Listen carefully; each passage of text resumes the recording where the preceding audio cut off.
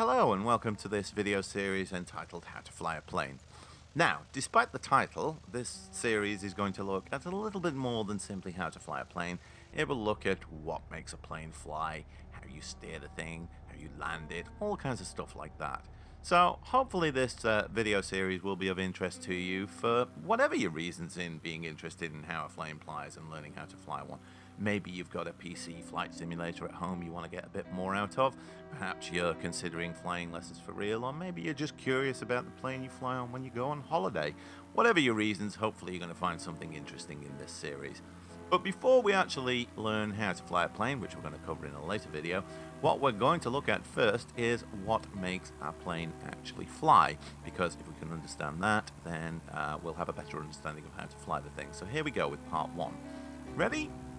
Good.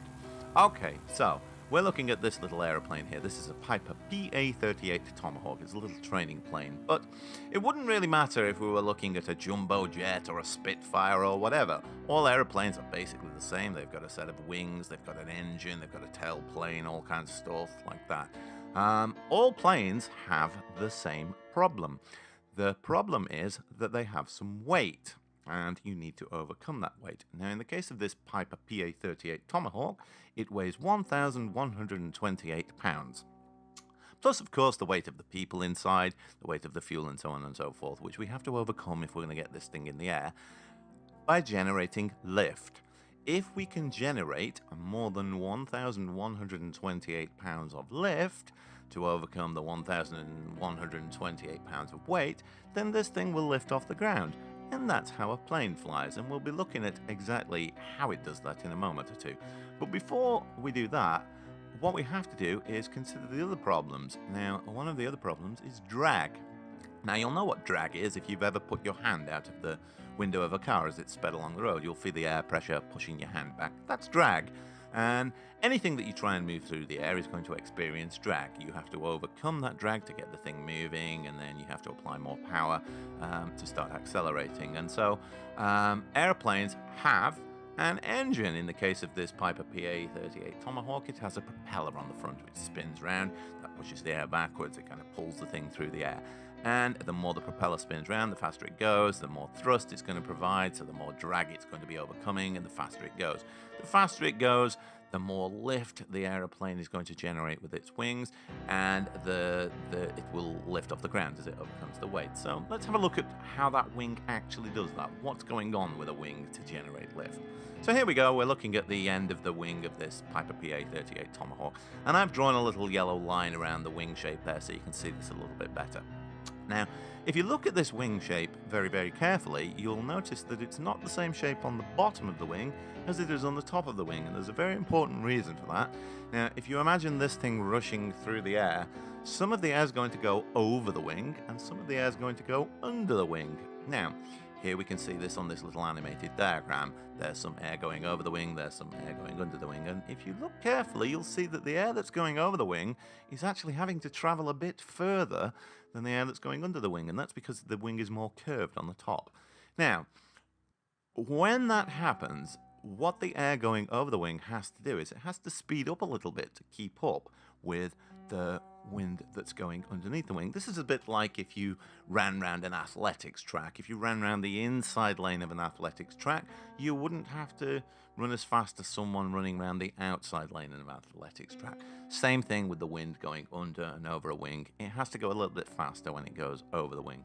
Now, when the air going over the wing goes a little bit faster, what it does is it stretches out. And when air stretches out, the air molecules spread out a little bit. They don't bump into one another as much.